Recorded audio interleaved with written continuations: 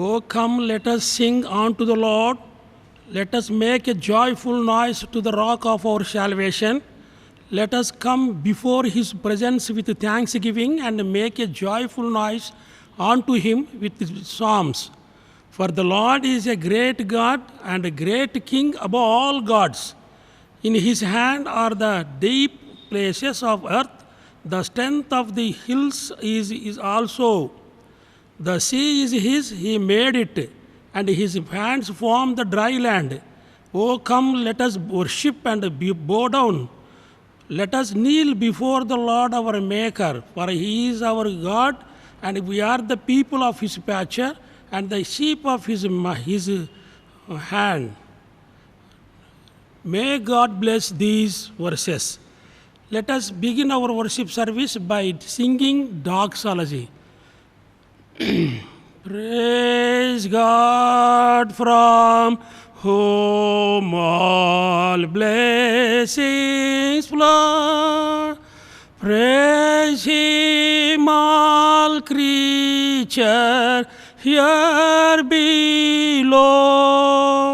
Praise him above, ye heavenly hosts. Praise Father, Son, and Holy Ghost. Let us say Lord's Prayer. Our Father who art in heaven, hallowed be thy name. Thy kingdom come, thy will be done on earth it is in heaven. Give us this day our daily bread, forgive trespasses, who forgive trespasses against us. And lead us not into temptation, but deliver us from evil. For thine is the kingdom, the power and the glory, and ever and ever. Amen. Let us sing a song from 50 worship songs book, 54, Psalm number 54. Come thou almighty King, help us thy name to sing, help us to praise, Father all glorious, come and reason over us, ancient of days. Come thou incarnate Word, God on thy mighty sword, our prayer attend. Command thy people bless, and give thy word success. Spirit of holiness, on us descend. Come, Holy Comforter, thy sacred witness bear in this glad hour. Thou who almighty art, now rule in every heart, and never from us depart. Spirit of power, to the great one in three, the highest praises be, henceformore His sovereign majesty may we in glory see, and to eternity love and adore. Today's meditation for devotion of our this morning meditation is taken by the book of Zechariah, the book of Zechariah. The book of Zechariah, 12th chapter,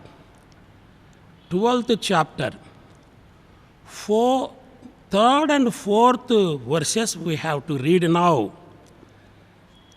12th chapter, 3 and 4 verses. And in that day will I make Jerusalem a burdensome stone for all people. All that burden themselves with it shall be cut in pieces. Though all the people of the earth be gathered together against it. In that day, saith the Lord, I will smite every horse with astonishment, and his rider with madness.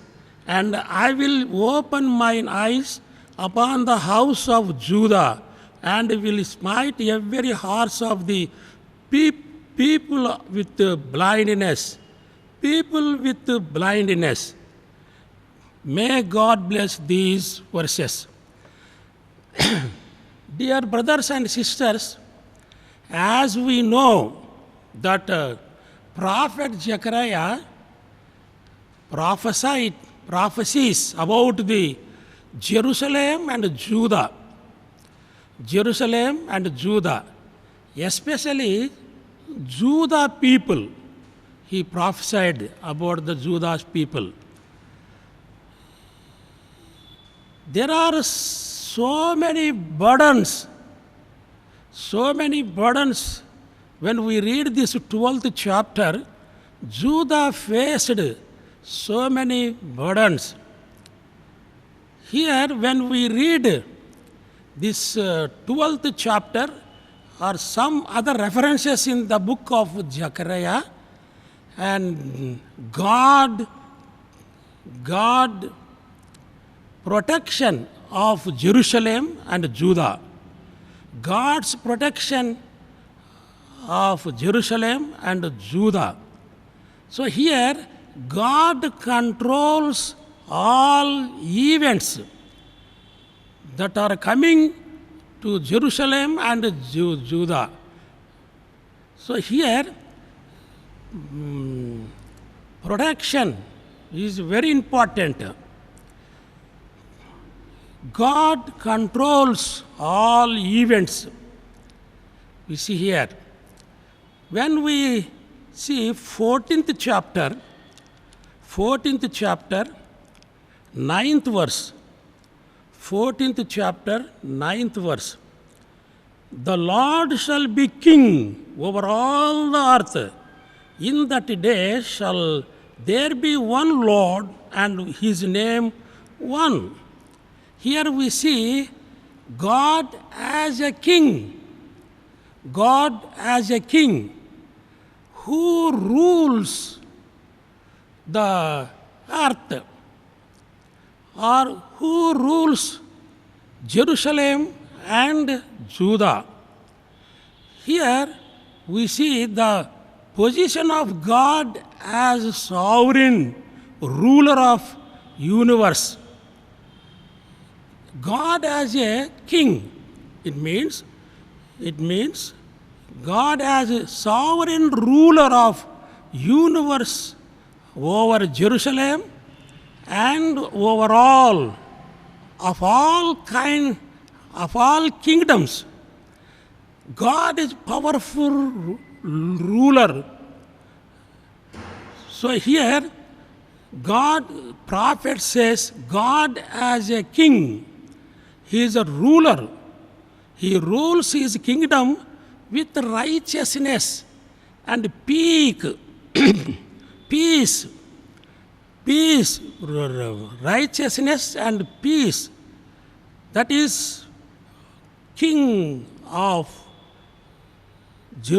earth, we can say here. Here, 9th verse, Lord shall be king over all the earth. Over all the earth. King must be a king. Kingdom development is depend upon the king, upon the king's character. He is a righteous king. He is the peaceful king. He is the meek and obedience. He is the overall protection gives to the people. So here, when we read this book, Zechariah, God as a king, we as a believers, we also rule by our Lord God Jesus Christ. He is our king, and his kingdom is righteous and peace and meek and obedience. We can say here. And we see 12th chapter, 4th verse. Lord, I will smite every horse with astonishment, and the rider with madness, and I will open mine eyes, open the house of Judah, and will smite every horse of the people with blindness. Here we see he is a judge. God as a judge. God as judge.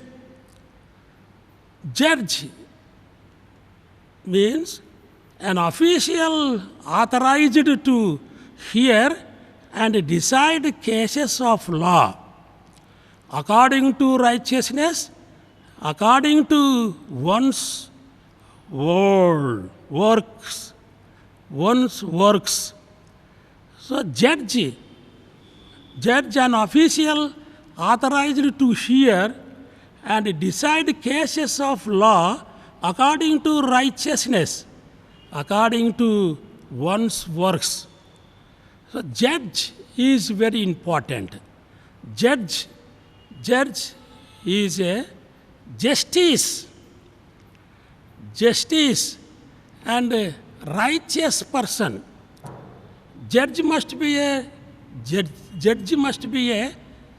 righteous person. Judge must be a justice, rule, justice. Yes. So deciding the cases of the law is a judge. You know, judge He is a superior, authorized official person.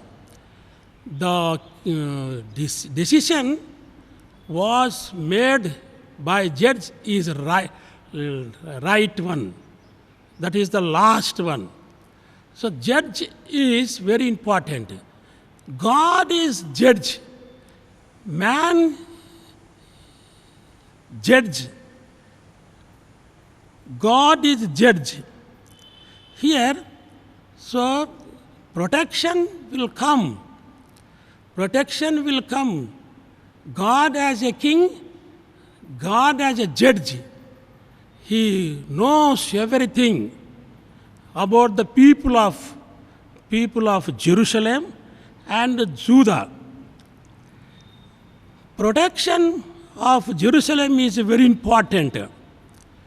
There are so many evil things, or there are so many temptations, there are so many persecutions, so many enemies, and dangerous things and calamities in this world. All these things, from all these things, God will rule as a sovereign king, and he is a judge to justify the people in this world. So third one is 7th verse. 12th chapter, 7th verse.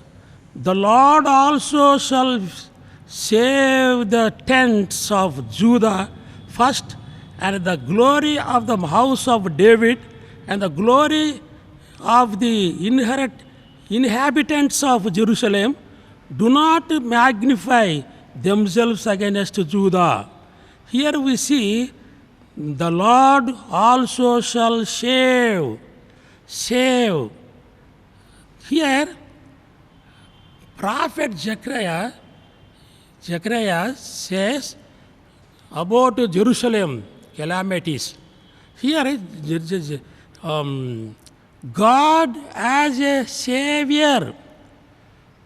God as a savior. One who saves, important. One who saves us from wrath of God, saves us from sin, saves us from death. This is very important. Savior, perfect righteousness and perfect obedience. He saves us from our calamities. Here, the fourth one is God's care for his people. God's care for his people. God's care for his people. He not only save, but he take care about the people. And the fifth one is God brings his people back. God brings his people back. We know very well about the Bible. His people were suffering in the country of Egypt and in the captivity of Babylon and Assyrians. So from that places, God saved his people. God brings his people from sufferings and captivity of Babylon and Assyrian. So he brings not only care for his people, he brings his people back. So, dear brothers and sisters, when we believe in this world, God controls all events. God control all events. You know, we know that coronavirus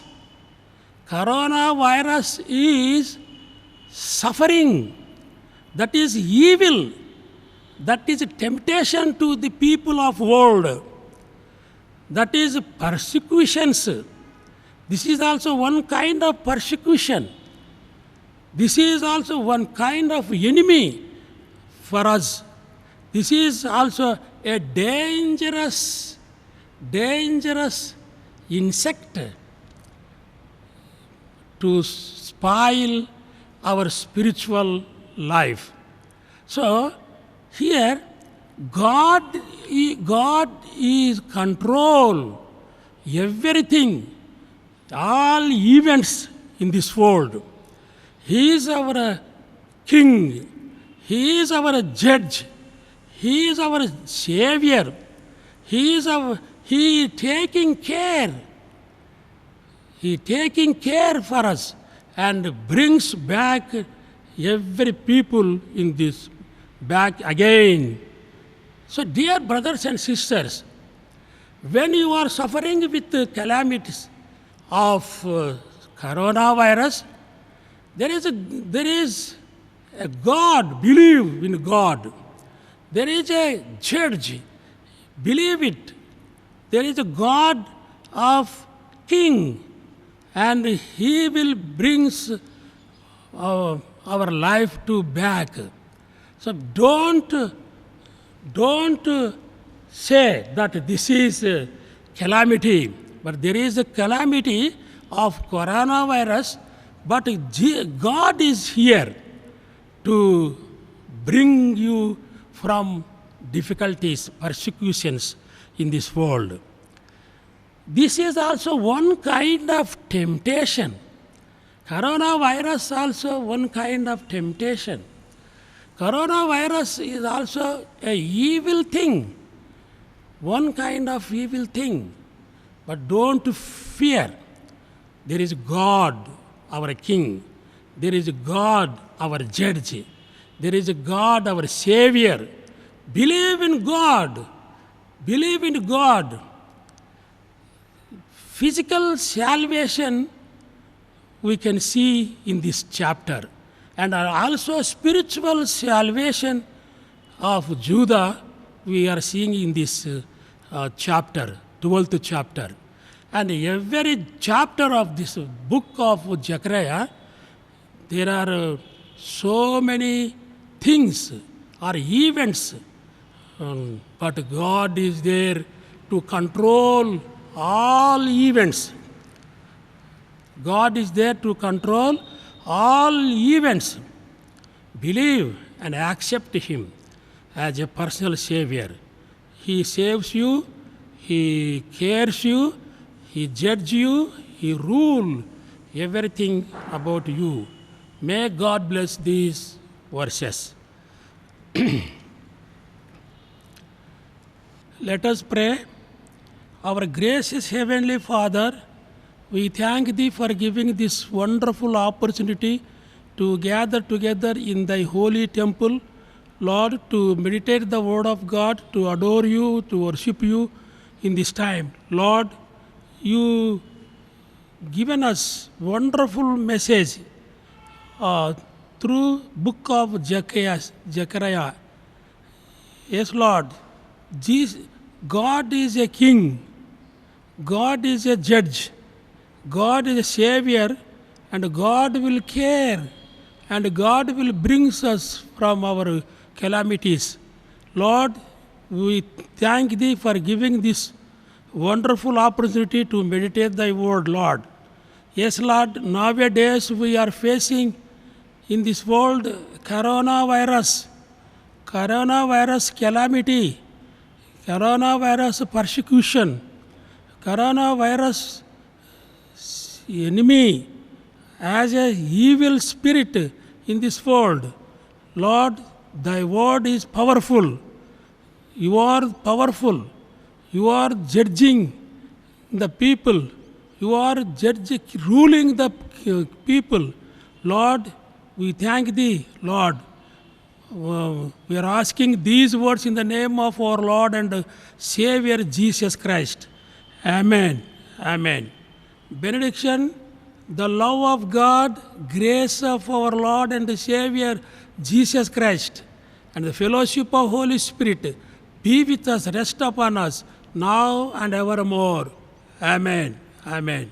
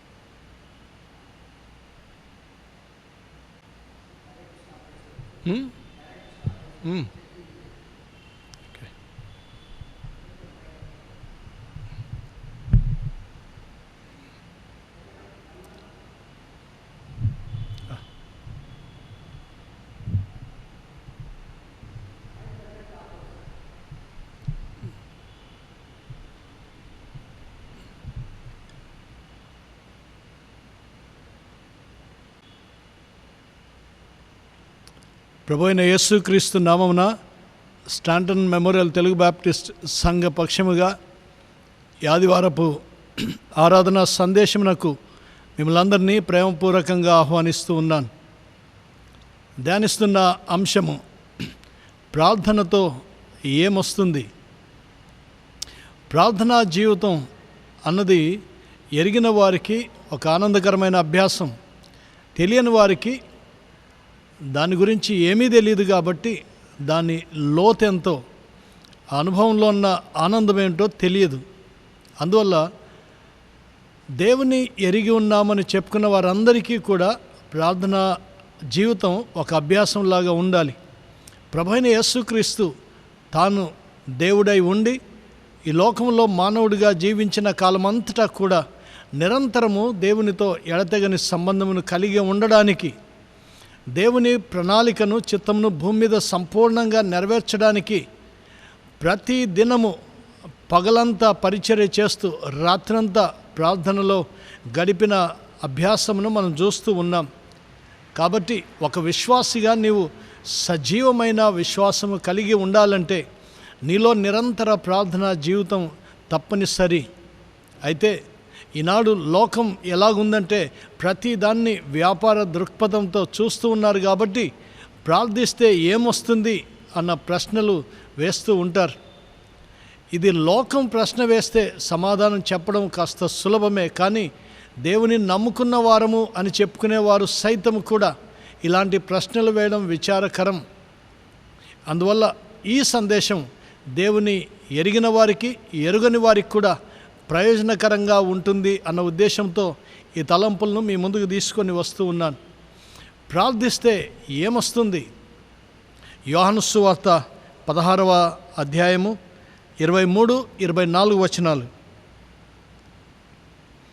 మీరు తండ్రిని నా పేరట ఏమి అడిగినను ఆయన మీకు అనుగ్రహించునని మీతో నిశ్చయముగా చెప్పుచున్నాను. ఇదివరకు మీరేమీ నా పేరట అడగలేదు. మీ సంతోషము పరిపూర్ణమగునట్లు అడుగుడి మీకు దొరుకును. అడుగుడి మీకు దొరుకును.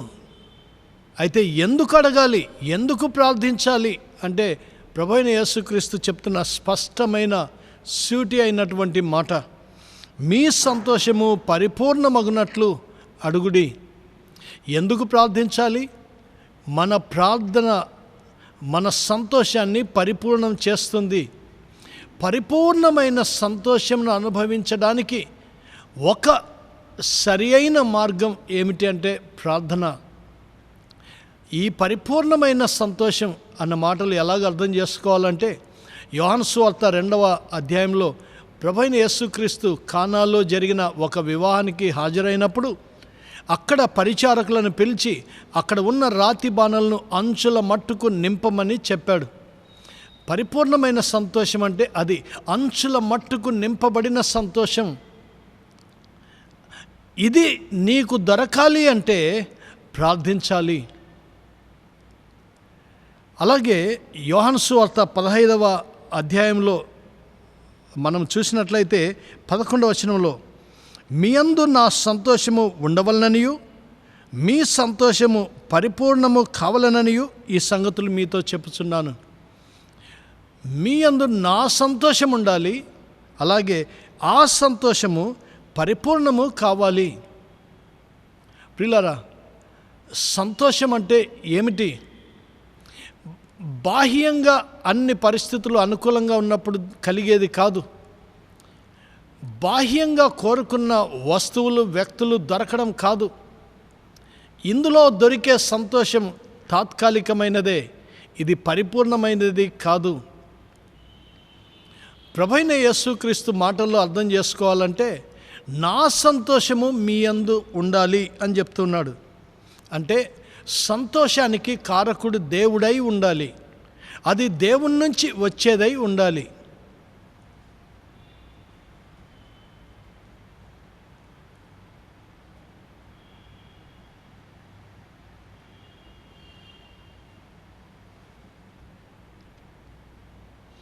మీ యందు నా సంతోషము ఉండవలెనని అని ప్రభు అంటున్నప్పుడు, నిజమైన సంతోషానికి కారకుడు కర్త దేవుడు మాత్రమే అని అర్థమైతే సంతోషాన్ని దేవునిలో వెతకాలి, ఇక దేనిలో కాదు. కొంతమందికి వస్తువుల్లో సంతోషం ఉంటుంది, కొంతమందికి ధనంలో సంతోషం ఉంటుంది, కొంతమందికి పేరు ప్రఖ్యాతుల్లో సంతోషం ఉంటాయి. ఇవి సంపాదించుకుంటే సంతోషం దొరుకుతుంది అని అనుకుంటారు. ఏదైనా సంపాదించుకుంటే దొరికే సంతోషం కంటే, ఎవరైనా వ్యక్తుల్ని మన జీవితంలో సంపాదించుకుంటే దొరికే సంతోషం కంటే, దేవుని సంపాదించుకుంటే దొరికే సంతోషం పరిపూర్ణమైనది. అందువల్ల ప్రశ్న ఏమిటంటే, నీ జీవితంలో దేవుడు ఉన్నట్లయితే దేవుని సంతోషం నీ జీవితంలో ఉంటుంది. దేవుడు లేని నీ జీవితంలో ఆ సంతోష అనుభవం నీకు లేదు. మీ యందు నా సంతోషం ఉండవలనని, మీ సంతోషము పరిపూర్ణం కావాలనని సూత్రం చాలా స్పష్టంగా ఉంది ఇక్కడ. మనకు పరిపూర్ణమైన సంతోషం కావాలి అంటే అది దేవుని నుంచి వచ్చే సంతోషం ద్వారానే నింపబడాలి. ప్రభు ఈ మాటలు తెలియజేస్తూ ఉన్నాడు. కాబట్టి ప్రియులారా, ఎందుకు ప్రార్థన చేయాలి, ఏమొస్తుంది అని అంటే, పరిపూర్ణమైన సంతోషం, దేవుడు మాత్రమే ఇవ్వగలిగిన ఆ సంతోషం మన జీవితంలో ఉండాలి. అంటే ఇది కేవలం మనము లోక సంబంధమైన ప్రయాసముతో దొరికేది కాదు, కానీ ప్రార్థనా ప్రయాసముతో సంపాదించుకునేది. ప్రార్థనలో ఈ సంతోషాన్ని దేవుడు మనకిస్తాడని దేవుని వాక్యం తెలియజేస్తుంది. అలాగే పేతురు రాసినటువంటి మొదటి పత్రిక 1వ అధ్యాయం 8వ వచనంలో చూసినట్లయితే, దేవుడు అనుగ్రహించు సంతోషం ఎలాంటిదంటే మహిమాయుక్తమైన సంతోషము.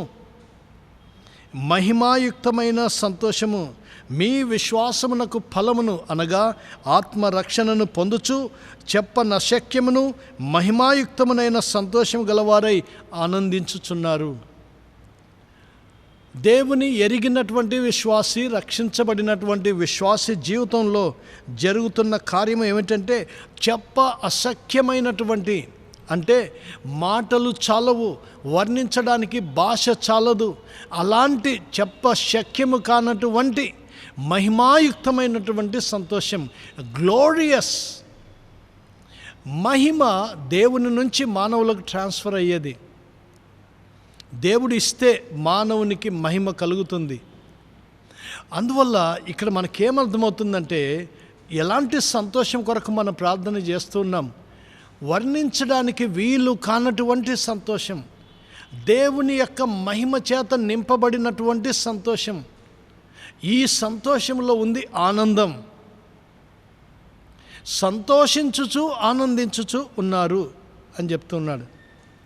కాబట్టి ప్రియమైన వాళ్ళారా, ప్రార్థిస్తే ఏమొస్తుంది?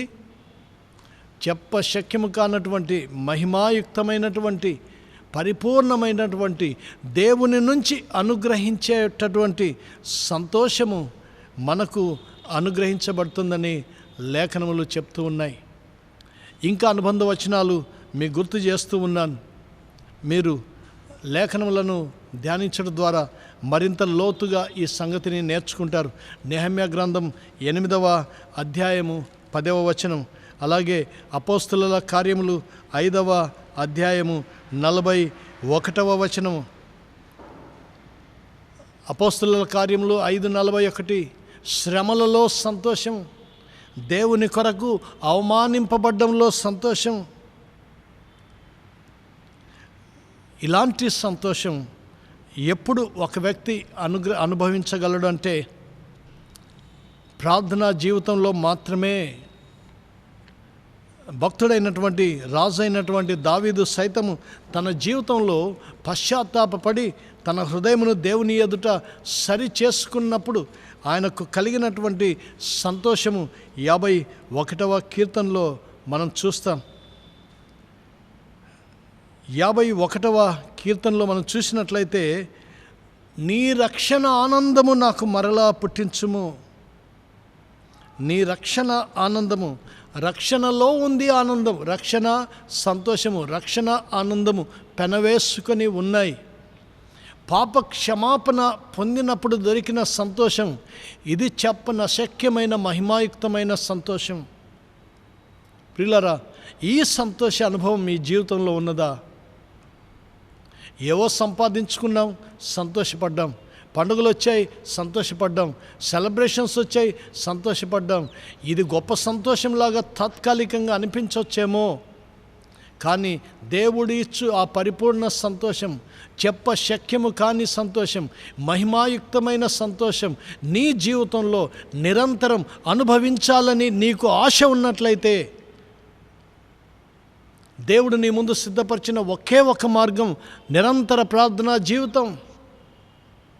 ఇందులోనే ఆ సంతోషాన్ని పొందగలవని లేఖనముల ద్వారా జ్ఞాపకం చేస్తున్నాను. సంతోషాన్ని కోల్పోయావా? దిగులుతో, నిరాశతో కృంగిన స్థితిలోనే ఉంటూ ఉన్నావా?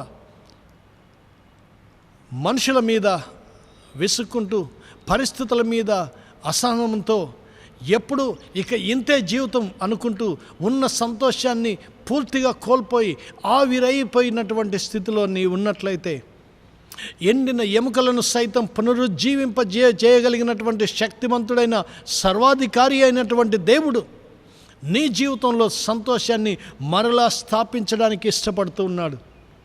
ఇదిగో నేను ఒక నూతన క్రియ మొదలు పెట్టబోతున్నానని వాగ్దానం చేసిన దేవుడు నీ జీవితంలో ఈ సంతోషాన్ని నూతనంగా మొదలు పెట్టడానికి ఇష్టపడుతూ ఉన్నాడు. చేయగలిగింది ఒక్కటే, విశ్వాసంతో దేవుని రక్షణ అనుభవం కలిగిన వ్యక్తిగా ఆయన సన్నిధిలో రోజు నీవు ప్రార్థించగలిగితే ఈ సంతోషం నీ సొంతం.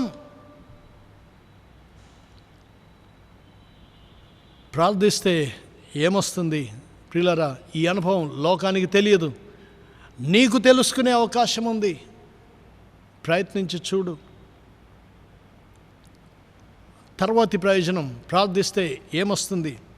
మన హృదయములు, మన తలంపులు బలపరచబడతాయి. Our hearts and minds are fortified, దృఢపరచబడతాయి. ఫిలిప్పీలకు రాసిన పత్రిక 4వ అధ్యాయము 6-7 వచనాలు. దేని గురించి చింతించకుండా ప్రతి విషయంలో దేవునికి కృతజ్ఞతాస్తుతులు చెల్లిస్తూ ప్రార్థించినట్లయితే సమస్త జ్ఞానమునకు మించిన దేవుని సమాధానము మన హృదయములకును మన తలంపులకును కావలి ఉంటుంది. మనిషికి సమస్యలు ఎక్కడ స్టార్ట్ అవుతాయి, ఎక్కడ ప్రారంభమవుతాయి? ఇవే మూల కేంద్రాలు. హృదయము, అలాగే తలంపులు కలిగే మనస్సు, హార్ట్ అండ్ బ్రెయిన్, ఈ రెండు కూడా సమస్యలను కేంద్రంగా చేసుకుంటే గనక దేహమంతా పాడైపోయి, మనసంతా పాడైపోయి, చేయవలసినవి ఏవీ చేయలేనటువంటి స్థితిలోకి మనుషుడు వెళ్ళిపోతాడు. అందుకనే దేవుడు వాగ్దానం చేస్తూ ఉన్నాడు. దేవుడు ఒక ప్రాంతాన్ని బాగా చూసి ఇంకో ప్రాంతాన్ని వదిలిపెట్టే దేవుడు కాదు. అందుకనే హృదయమునకు తలంపులకు అని జోడిస్తూ ఉన్నాడు. నీ మైండ్కు సంతోషమునిచ్చి నీ హార్ట్ను కృంగదీసే దేవుడు కాదు. అలాగే నీ హృదయంలో సంతోషమునిచ్చి నీ మనసును, తలంపులు, మైండ్ను కలవరపరిచేవాడు కాదు. రెండిటిని కలిపి తన సంతోషముతో నింపేవాడు. అందుకనే చెరసాలలో ఉన్నప్పటికీ అపోస్తలుడైన పౌలు ఈ పత్రిక రాస్తూ ఉన్నప్పుడు వృద్ధాప్య దశలో చెరసాలలో ఉంటూ కూడా ప్రభువునందు ఆనందించుడి అని చెప్పగలిగాడు. Rejoice in the lord. మరలా చెప్పుదును, ప్రభునందు ఆనందించండి. ప్రియులారా, ఇక్కడ మనకు అర్థం అవ్వాల్సింది ఏమిటంటే, ఫిలిప్పీలకు రాసిన పత్రికలో ఉన్నటువంటి ఆనందము ఎలాగొస్తుందంటే, ఇది బాహ్య పరిస్థితులకు సంబంధం లేకుండా, ఎక్స్టర్నల్ ఫ్యాక్టర్స్తో నిమిత్తం లేకుండా, బయట ఎలాగున్నా సరే లోపల సంతోషం ఏమాత్రము దాని యొక్క సువాసన తగ్గకుండా, ఏమాత్రము దాని యొక్క ప్రభావం తగ్గకుండా దృఢంగా నిలిచి ఉండేటటువంటి సంతోషం.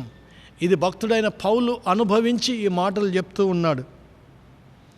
ప్రభువునందు ఆనందించుడి అని చెరలో ఉండి చెప్పగలిగినటువంటి పౌలు భక్తుడు ఈనాడు సామాన్యులలో, లేకపోతే దేవుని నమ్ముకున్నామని చెప్పుకునే వారిలో కూడా బయట పరిస్థితులు మారితే లోపల పరిస్థితులు కూడా మార్చుకుంటారు. బయట దుఃఖం కలిగితే లోపల దుఃఖాన్ని మోసుకుంటారు. బయట శ్రమలు కలిగితే అది లోపల మోసుకుంటారు.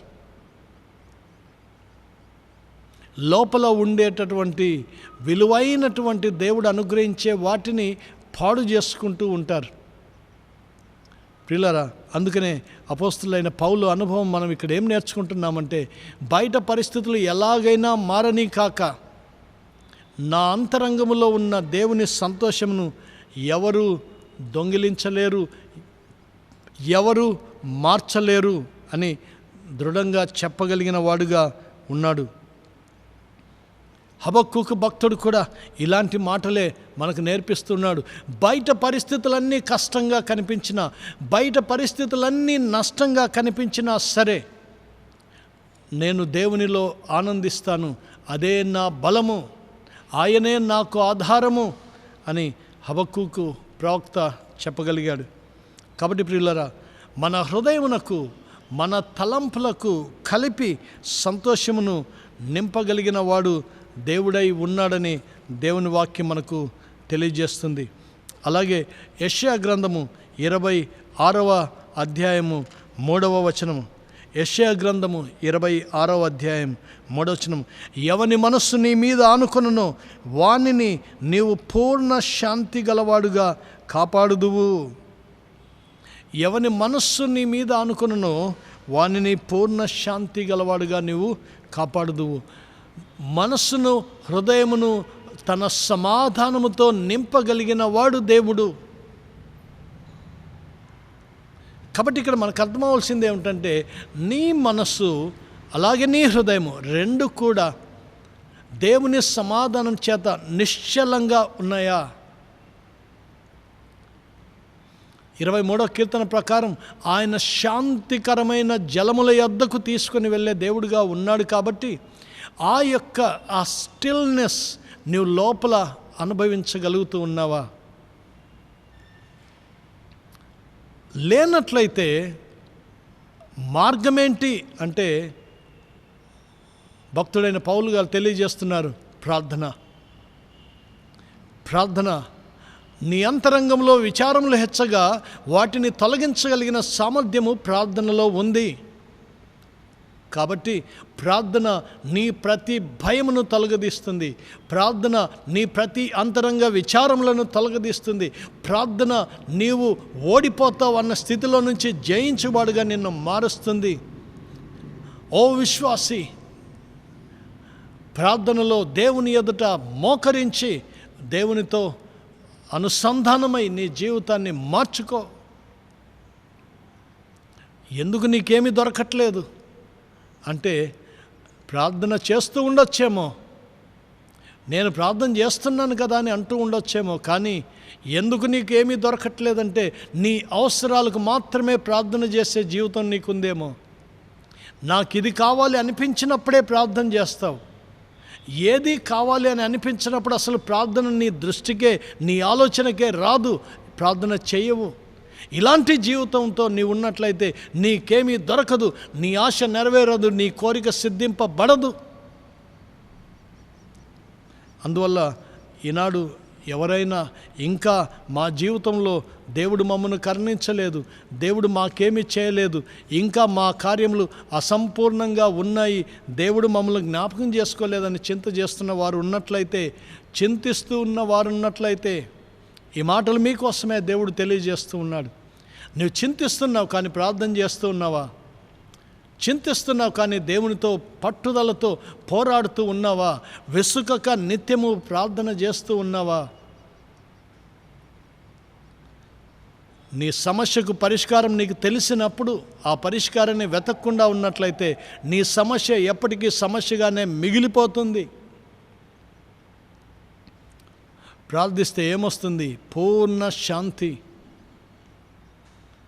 సంపూర్ణమైన శాంతి సమాధానములు, హృదయము తలంపులు కలవరపడనటువంటి నిశ్చలమైన సమాధానం, శాంతిని దేవుడు అనుగ్రహిస్తాడు.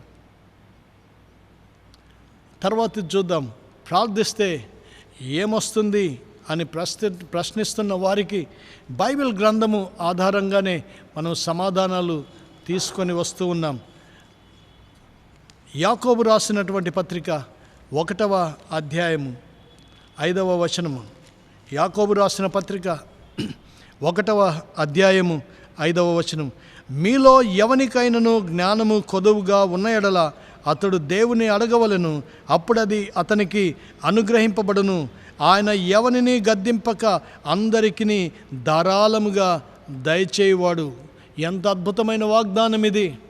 ఆయన ఎవనిని గద్దింపక అందరికీ ధారాళముగా దయచేయువాడు.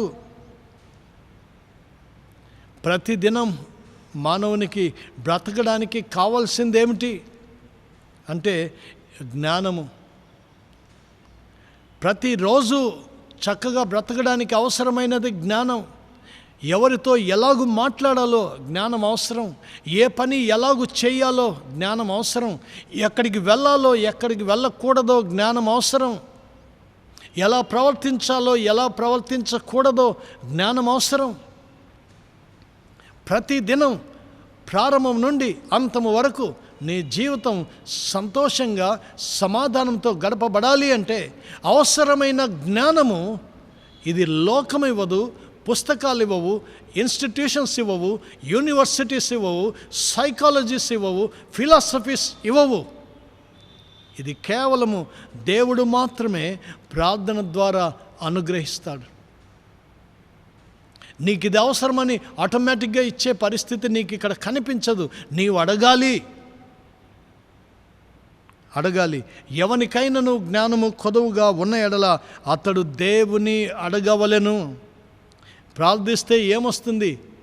జీవితానికి అవసరమైన జ్ఞానం వస్తుంది. ఎలా బ్రతకాలో ఆ జ్ఞానం వస్తుంది. ఈ జ్ఞానము బయట నుంచి రాదని చెప్పాం. మరి ఎక్కడి నుంచి వస్తుంది? ఇది పైనుండి వచ్చు జ్ఞానము. దేవుడు జ్ఞానం ఇస్తున్నాడంటే పుస్తకాల్లో నుంచి జ్ఞానం తీసివ్వడు, పరలోకపు జ్ఞానమును తీసిస్తాడు.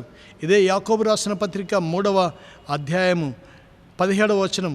అయితే పైనుండి వచ్చు జ్ఞానము మొట్టమొదట పవిత్రమైనది, తర్వాత సమాధానకరమైనది, మృదువైనది, సులువుగా లోబడినది, కనికరముతోనూ మంచి ఫలముతోనూ నిండుకొనినది, పక్షపాతమైనను వేషధారణ అయినను లేనిదియునై ఉన్నది. ఇలాంటి జ్ఞానము నీకున్నదా? పనులు చేసుకునే రాజకీయ జ్ఞానం ఉన్నదేమో, పనులు చేసుకునే చాతుర్యం ఉన్నదేమో, మనుషులను మెప్పించి మనుషులను సంతోషపెట్టి పనులు చేసుకునేటటువంటి జ్ఞానము నీకున్నదేమో. లౌకికమైన జ్ఞానము, ఈ జ్ఞానము నీ జీవితానికి పనికిరాదు. కొంత మట్టుకు ప్రయోజనకరంగా అనిపించవచ్చేమో, కానీ ఇలాంటి జీవితమే నీవు కొనసాగిస్తూ ఉన్నట్లయితే ఒకరోజు నీకున్న విలువను కోల్పోతావు. మనుషులు నీ ముందు అనకపోవచ్చు, కానీ నీ వెనక నీవెలాంటి వాడో అంటారు. లౌకికమైన జ్ఞానము, దీనివల్ల నీకేమీ ప్రయోజనం లేదు. లాంగ్ టర్మ్లో ఆలోచిస్తే ఇది నీకు మేలును కాదు, నష్టమే చేసేది. అలాగే దయ్యముల జ్ఞానము అని బైబిల్ గ్రంథం తెలియజేస్తుంది. దయ్యముల జ్ఞానము ఇది కూడా పనికిరానిది. మత్సరము, వివాదము, అల్లరి, నీచ కార్యములు చేసేటటువంటి దయ్యముల జ్ఞానము. ఈ జ్ఞానంతో కూడా కొంతమంది నింపబడి ఉంటారు. లౌకిక జ్ఞానము, దయ్యముల జ్ఞానము నీ జీవితాన్ని ఏమాత్రము హెచ్చించదు, కానీ నిన్ను ఇంకా పతన దశకు తీసుకెళ్తుంది. నీ వ్యక్తిత్వాన్ని కించపరుస్తుంది. అయితే దేవుని జ్ఞానము నీ స్థాయిని హెచ్చిస్తుంది. దేవుని జ్ఞానంతో నింపబడిన దానియేలు ఏ విధంగా హెచ్చించబడ్డాడో మనం గుర్తు చేసుకుంటే, రాజు సన్మానించే స్థాయికి హెచ్చించబడ్డాడు. దేవుని జ్ఞానముతో పవిత్రతతో జీవించిన యోసేపు దేశమునకు దీవెనగా హెచ్చించబడ్డాడు. ఈరోజు బ్రతకడానికి అవసరమైనది దేవుని జ్ఞానము. లోకం దృష్టిలో నీవు ధనవంతుడు కాకపోవచ్చు, దేవుని దృష్టిలో పెద్ద హోదా ఉన్నవాడు నీవు కాకపోవచ్చు, దేవుని దృష్టిలో మనుషుల చేత ప్రశంసించబడేవాడుగా కాకపోవచ్చు. కానీ మనుషుల ప్రశంసల కంటే, మనుషుల మెప్పు కంటే, మనుషుల దృష్టిలో సాంఘిక హోదా స్థాయి అన్నిటికంటే కూడా దేవుని దృష్టిలో నీ స్థాయి హెచ్చించబడినప్పుడు అది నీ జీవితానికి ధన్యత. అందువల్ల ప్రియులారా, ప్రతిదినము దేవుని జ్ఞానము కొరకు ప్రార్థించాలి. ఉద్యోగ జీవితంలో చక్కగా పనిచేయాలి, నమ్మకమైన సాక్షిగా ఉద్యోగంలో ఉండాలి అంటే దేవుని జ్ఞానం కొరకు ప్రార్థన చేయాలి. ఆ జ్ఞానం లేకపోతే కొట్టుకొని పోతావు, లోక సంబంధమైన ఒరవడిలోకి ఈడ్చుకొని పోబడతావు. అలాగే వివాహ జీవితంలో కుటుంబాన్ని కట్టుకోవాలంటే దేవుని జ్ఞానము కావాలి. లౌకిక జ్ఞానముతో కుటుంబాలు కట్టబడవు. ప్రతి దినము దేవుని జ్ఞానముతో జీవించాలి. అలాగే నీ సంపాదన ఖర్చు పెట్టాలంటే కూడా దేవుని జ్ఞానము కావాలి. నా సంపాదన నేను కష్టపడ్డాను, నా యొక్క సామర్థ్యంతో, నా తెలివితో సంపాదించుకున్నాను, నా ఇష్టం వచ్చినట్లుగా ఖర్చు పెట్టుకుంటానంటే నీవు అజ్ఞానివే. ఎందుకంటే నీకు కలిగినది సమస్తము దేవుని నుంచి ఇవ్వబడింది. నీ సంపాదన ఎలా ఖర్చు పెట్టుకోవాలో తెలియకపోతే అజ్ఞానివైపోతావు. సంపాదించుకోవాలన్న జ్ఞానము కావాలి. అలాగే ప్రతిదిన వ్యవహారాల్లో మనం చేసే పనులన్నిటిలో కూడా జ్ఞానముతో చేయాలి. జ్ఞానవంతురాలు తన ఇల్లు కట్టుకుంటుంది. బయట వ్యవహారములన్నీ జ్ఞానముతో చక్కబెట్టుకోవాలి. కానీ ఈ జ్ఞానము దేవుడు ఇవ్వాలి.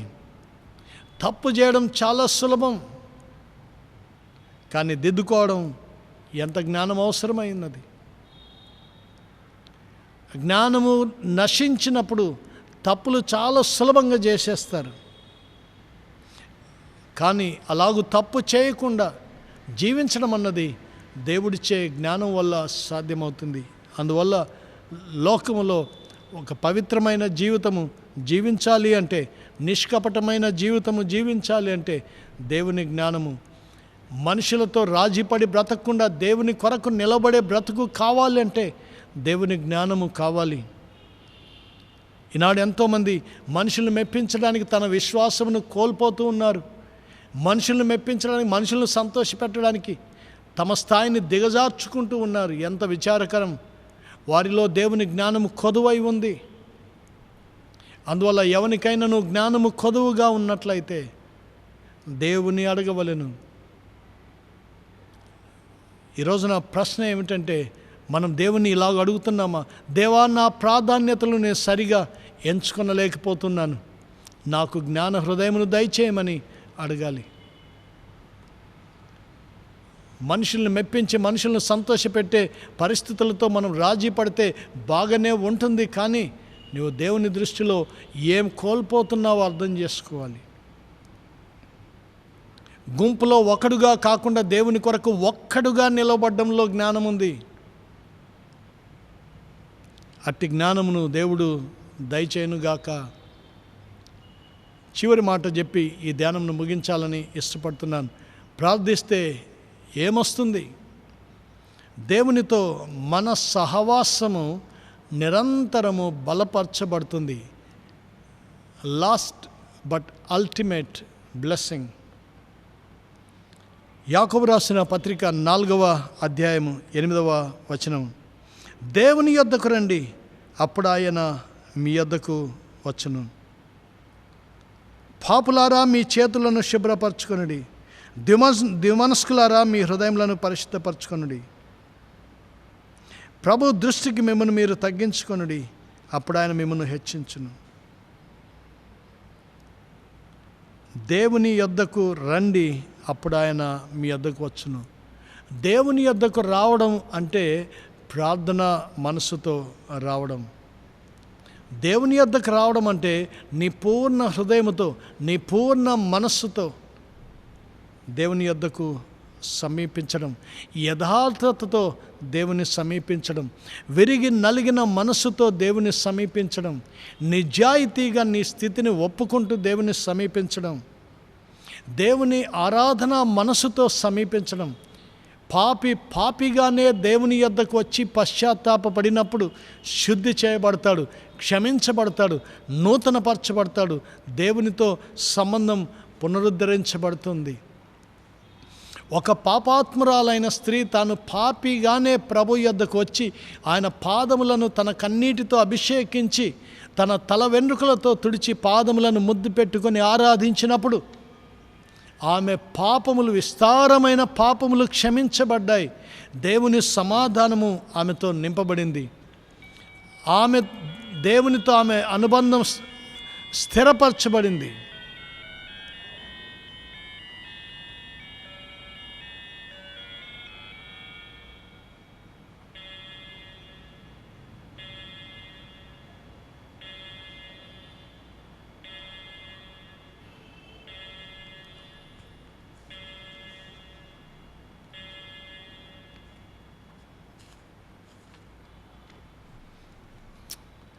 యాకోబు రాసిన పత్రిక 4వ అధ్యాయంలో మనం చూస్తున్నమాట, దేవుని యొద్దకు రండి అంటే అర్థం ఏమిటంటే దేవుని సమీపించండి.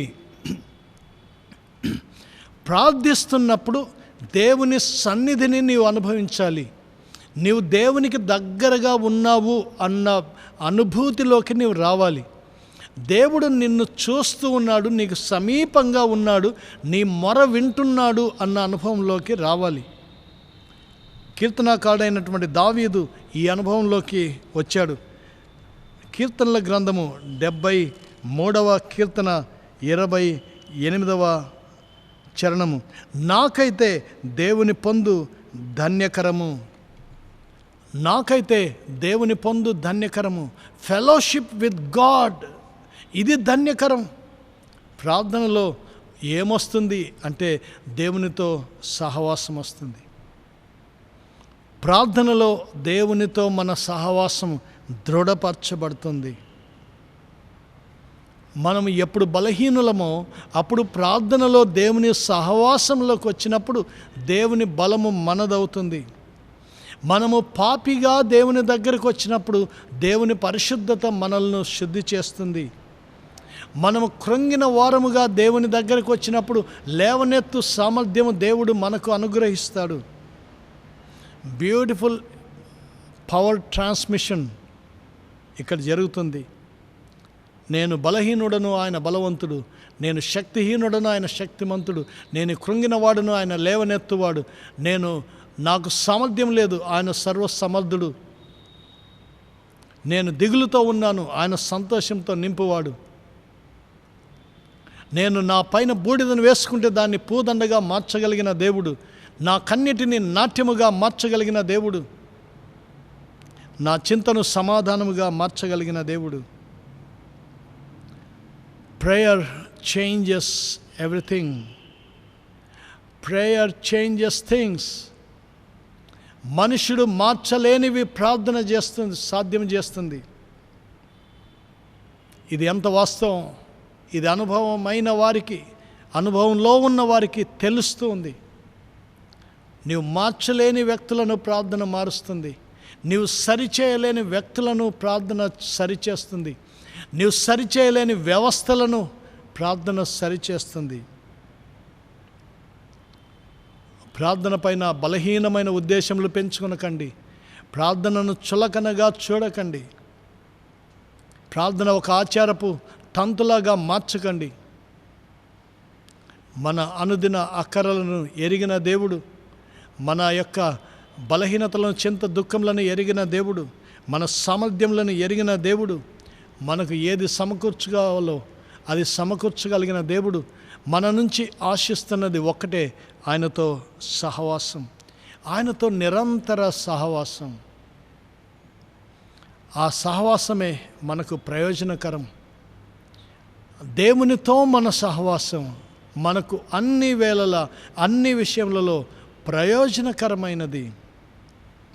ఈ సహవాసం ప్రార్థనలో దొరుకుతుంది.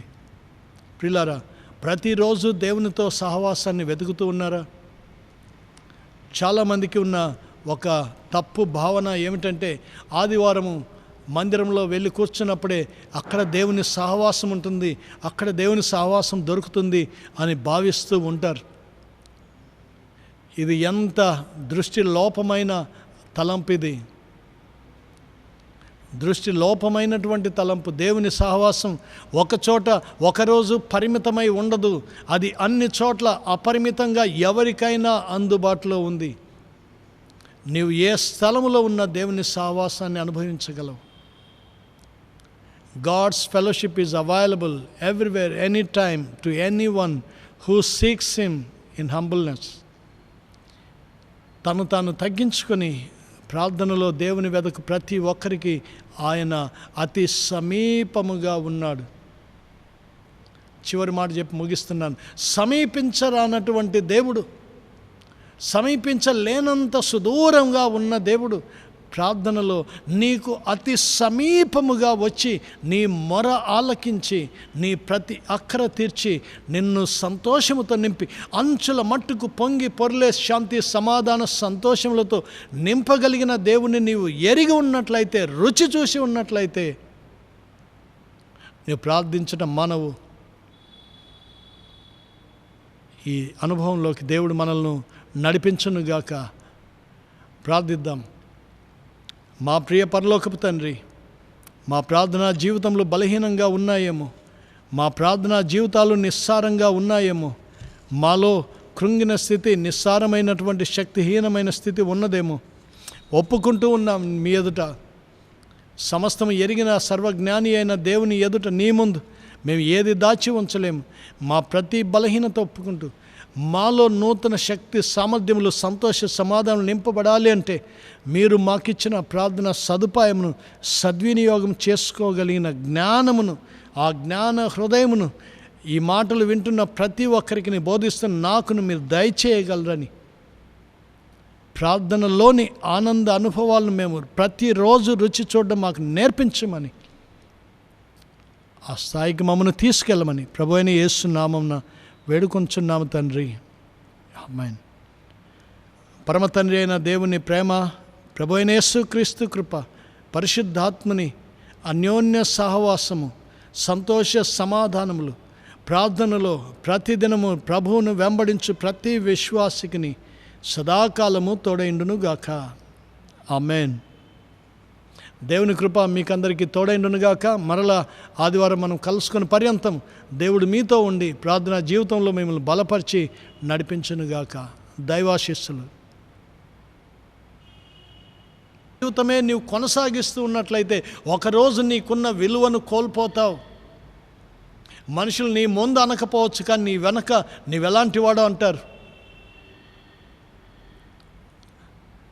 లౌకికమైన జ్ఞానము, దీనివల్ల నీకేమీ ప్రయోజనం లేదు. లాంగ్ టర్మ్లో ఆలోచిస్తే ఇది నీకు మేలును కాదు, నష్టమే చేసేది. అలాగే దయ్యముల జ్ఞానము అని బైబిల్ గ్రంథం తెలియజేస్తుంది. దయ్యముల జ్ఞానము ఇది కూడా పనికిరానిది. మత్సరము, వివాదము, అల్లరి, నీచ కార్యములు చేసేటటువంటి దయ్యముల జ్ఞానము. ఈ జ్ఞానంతో కూడా కొంతమంది నింపబడి ఉంటారు. లౌకిక జ్ఞానము, దయ్యముల జ్ఞానము నీ జీవితాన్ని ఏమాత్రము హెచ్చించదు, కానీ నిన్ను ఇంకా పతన దశకు తీసుకెళ్తుంది, నీ వ్యక్తిత్వాన్ని కించపరుస్తుంది. అయితే దేవుని జ్ఞానము నీ స్థాయిని హెచ్చిస్తుంది. దేవుని జ్ఞానంతో నింపబడిన దానియేలు ఏ విధంగా హెచ్చించబడ్డాడో మనం గుర్తు చేసుకుంటే, రాజు సన్మానించే స్థాయికి హెచ్చించబడ్డాడు. దేవుని జ్ఞానముతో పవిత్రతతో జీవించిన యోసేపు దేశమునకు దీవెనగా హెచ్చించబడ్డాడు. ఈరోజు బ్రతకడానికి అవసరమైనది దేవుని జ్ఞానము. లోకం దృష్టిలో నీవు ధనవంతుడు కాకపోవచ్చు, దేవుని దృష్టిలో పెద్ద హోదా ఉన్నవాడు నీవు కాకపోవచ్చు, దేవుని దృష్టిలో మనుషుల చేత ప్రశంసించబడేవాడుగా కాకపోవచ్చు, కానీ మనుషుల ప్రశంసల కంటే, మనుషుల మెప్పు కంటే, మనుషుల దృష్టిలో సాంఘిక హోదా స్థాయి అన్నిటికంటే కూడా దేవుని దృష్టిలో నీ స్థాయి హెచ్చించబడినప్పుడు అది నీ జీవితానికి ధన్యత. అందువల్ల ప్రియులారా, ప్రతిదినము దేవుని జ్ఞానము కొరకు ప్రార్థించాలి. ఉద్యోగ జీవితంలో చక్కగా పనిచేయాలి, నమ్మకమైన సాక్షిగా ఉద్యోగంలో ఉండాలి అంటే దేవుని జ్ఞానం కొరకు ప్రార్థన చేయాలి.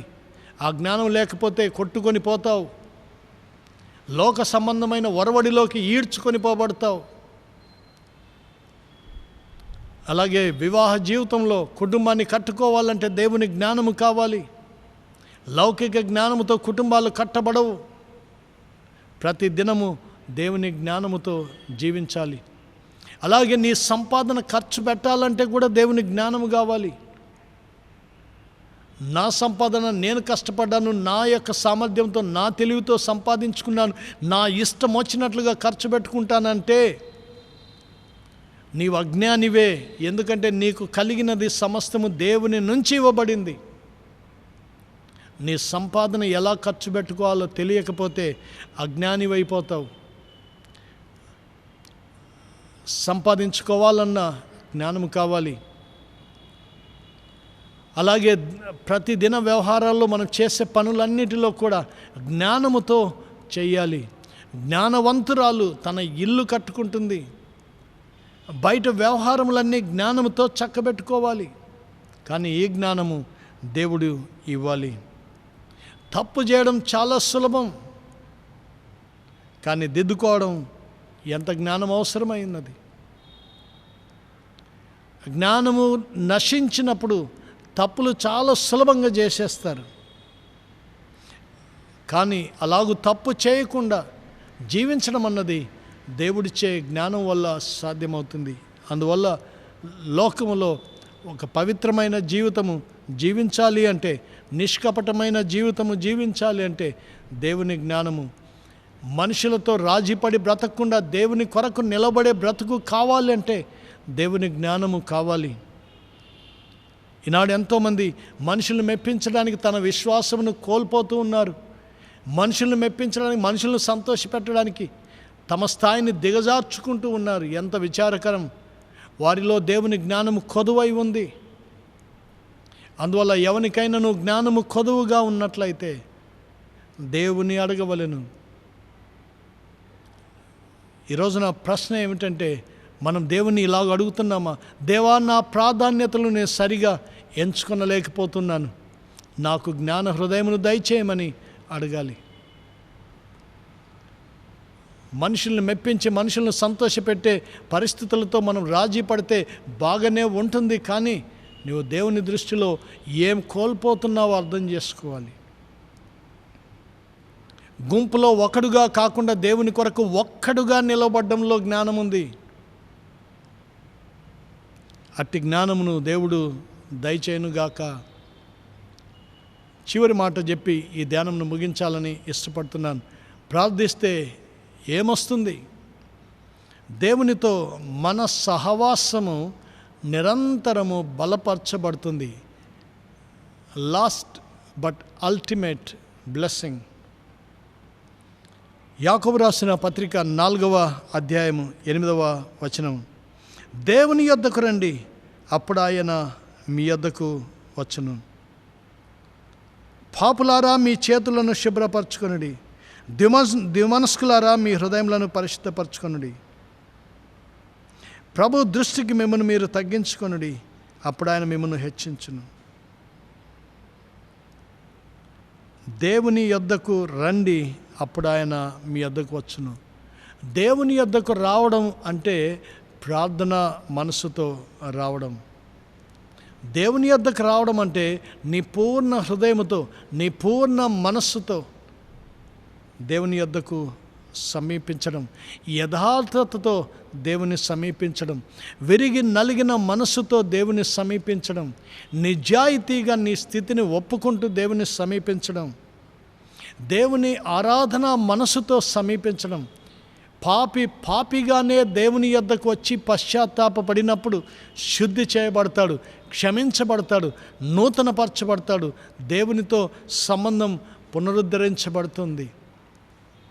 ఒక పాపాత్మురాలైన స్త్రీ తాను పాపిగానే ప్రభు యొద్దకు వచ్చి ఆయన పాదములను తన కన్నీటితో అభిషేకించి తన తల వెంట్రుకలతో తుడిచి పాదములను ముద్దు పెట్టుకొని ఆరాధించినప్పుడు ఆమె పాపములు, విస్తారమైన పాపములు క్షమించబడ్డాయి. దేవుని సమాధానము ఆమెతో నింపబడింది.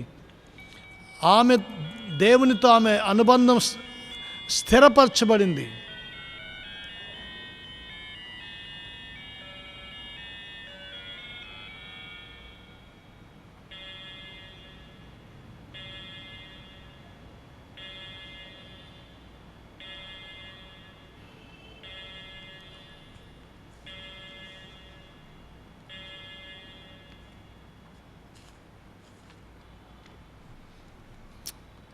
యాకోబు రాసిన పత్రిక 4వ అధ్యాయంలో మనం చూస్తున్నమాట, దేవుని యొద్దకు రండి అంటే అర్థం ఏమిటంటే దేవుని సమీపించండి.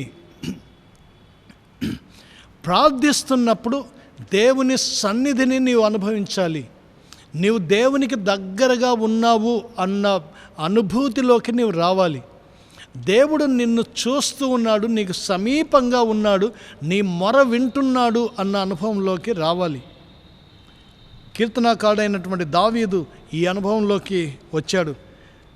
కీర్తనల గ్రంథము 73వ కీర్తన 28వ చరణము, నాకైతే దేవుని పొందు ధన్యకరము.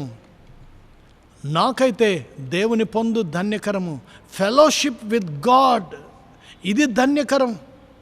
ప్రార్థనలో ఏమొస్తుంది అంటే దేవునితో సహవాసం వస్తుంది. ప్రార్థనలో దేవునితో మన సహవాసం దృఢపరచబడుతుంది. మనం ఎప్పుడు బలహీనులమో అప్పుడు ప్రార్థనలో దేవుని సహవాసంలోకి వచ్చినప్పుడు దేవుని బలము మనదవుతుంది. మనము పాపిగా దేవుని దగ్గరకు వచ్చినప్పుడు దేవుని పరిశుద్ధత మనల్ని శుద్ధి చేస్తుంది. మనము కృంగిన వారముగా దేవుని దగ్గరకు వచ్చినప్పుడు లేవనెత్తు సామర్థ్యము దేవుడు మనకు అనుగ్రహిస్తాడు. బ్యూటిఫుల్ పవర్ ట్రాన్స్మిషన్ ఇక్కడ జరుగుతుంది. నేను బలహీనుడను, ఆయన బలవంతుడు. నేను శక్తిహీనుడను, ఆయన శక్తిమంతుడు. నేను కృంగినవాడును, ఆయన లేవనెత్తువాడు. నాకు సామర్థ్యం లేదు, ఆయన సర్వసమర్థుడు. నేను దిగులుతో ఉన్నాను, ఆయన సంతోషంతో నింపువాడు. నేను నా పైన బూడిదను వేసుకుంటే దాన్ని పూదండగా మార్చగలిగిన దేవుడు. నా కన్నిటిని నాట్యముగా మార్చగలిగిన దేవుడు. నా చింతను సమాధానముగా మార్చగలిగిన దేవుడు. Prayer changes everything. Prayer changes things. మనుషుడు మార్చలేనివి ప్రార్థన చేస్తుంది, సాధ్యం చేస్తుంది. ఇది ఎంత వాస్తవం! ఇది అనుభవమైన వారికి, అనుభవంలో ఉన్న వారికి తెలుస్తూ ఉంది. నీవు మార్చలేని వ్యక్తులను ప్రార్థన మారుస్తుంది. నీవు సరిచేయలేని వ్యక్తులను ప్రార్థన సరిచేస్తుంది. నీవు సరిచేయలేని వ్యవస్థలను ప్రార్థన సరిచేస్తుంది. ప్రార్థన పైన బలహీనమైన ఉద్దేశములు పెంచుకొనకండి. ప్రార్థనను చులకనగా చూడకండి. ప్రార్థన ఒక ఆచారపు తంతులాగా మార్చకండి. మన అనుదిన అక్కరలను ఎరిగిన దేవుడు, మన యొక్క బలహీనతలను, చింత దుఃఖములను ఎరిగిన దేవుడు, మన సామర్థ్యములను ఎరిగిన దేవుడు, మనకు ఏది సమకూర్చగాలో అది సమకూర్చగలిగిన దేవుడు మన నుంచి ఆశిస్తున్నది ఒక్కటే, ఆయనతో సహవాసం, ఆయనతో నిరంతర సహవాసం. ఆ సహవాసమే మనకు ప్రయోజనకరం. దేవునితో మన సహవాసం మనకు అన్ని వేళలా, అన్ని విషయములలో ప్రయోజనకరమైనది. ఈ సహవాసం ప్రార్థనలో దొరుకుతుంది. ప్రియులారా, ప్రతిరోజు దేవునితో సహవాసాన్ని వెతుకుతూ ఉన్నారా? చాలామందికి ఉన్న ఒక తప్పు భావన ఏమిటంటే, ఆదివారము మందిరంలో వెళ్ళి కూర్చున్నప్పుడే అక్కడ దేవుని సహవాసం ఉంటుంది, అక్కడ దేవుని సహవాసం దొరుకుతుంది అని భావిస్తూ ఉంటారు. ఇది ఎంత దృష్టి లోపమైన తలంపిది. దృష్టి లోపమైనటువంటి తలంపు. దేవుని సహవాసం ఒకచోట ఒకరోజు పరిమితమై ఉండదు, అది అన్ని చోట్ల అపరిమితంగా ఎవరికైనా అందుబాటులో ఉంది. నీవు ఏ స్థలములో ఉన్న దేవుని సహవాసాన్ని అనుభవించగలవు. God's fellowship is available everywhere, anytime, to anyone who seeks Him in humbleness. తను తాను తగ్గించుకొని ప్రార్థనలో దేవుని వెదకు ప్రతి ఒక్కరికి ఆయన అతి సమీపముగా ఉన్నాడు.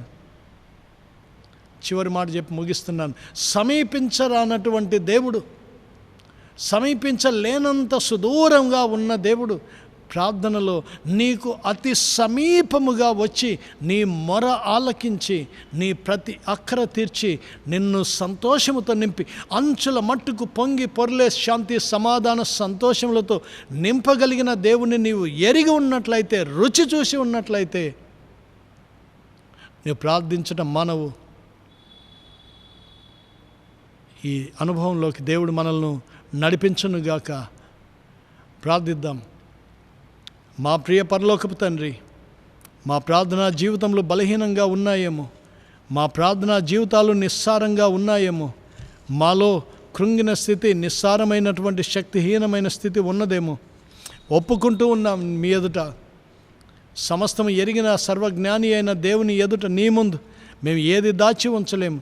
మా ప్రతి బలహీనత ఒప్పుకుంటూ మాలో నూతన శక్తి సామర్థ్యములు సంతోష సమాధానం నింపబడాలి అంటే మీరు మాకిచ్చిన ప్రార్థన సదుపాయమును సద్వినియోగం చేసుకోగలిగిన జ్ఞానమును, ఆ జ్ఞాన హృదయమును ఈ మాటలు వింటున్న ప్రతి ఒక్కరికి బోధిస్తున్న నాకును మీరు దయచేయగలరని, ప్రార్థనలోని ఆనంద అనుభవాలను మేము ప్రతిరోజు రుచి చూడడం మాకు నేర్పించమని,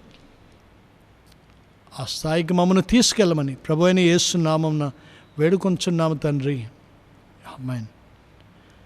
పరమ తండ్రి అయిన దేవుని ప్రేమ, ప్రభువైన యేసుక్రీస్తు కృప, పరిశుద్ధాత్మని అన్యోన్య సహవాసము, సంతోష సమాధానములు ప్రార్థనలో ప్రతిదినము ప్రభువును వెంబడించు ప్రతి విశ్వాసికిని సదాకాలము తోడైండునుగాక.